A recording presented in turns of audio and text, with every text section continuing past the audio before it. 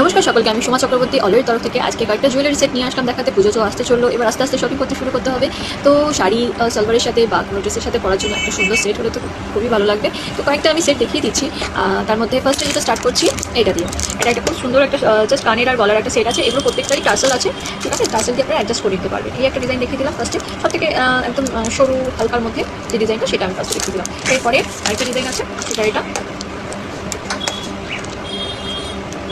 এটার প্রত্যেকটারই টার্সেল আছে, এটা দেখা যাচ্ছে না, টার্সেলটা এই যে দেখা যাচ্ছে এবং কানের সাথে ম্যাচ করে এটা সিলভারের উপর আছে।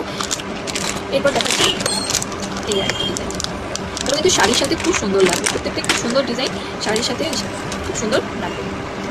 গোল্ডেনের মধ্যে আছে এবং ফলে ডিজাইনের সাথে সাথে স্টোন ওয়ার্কও করা আছে।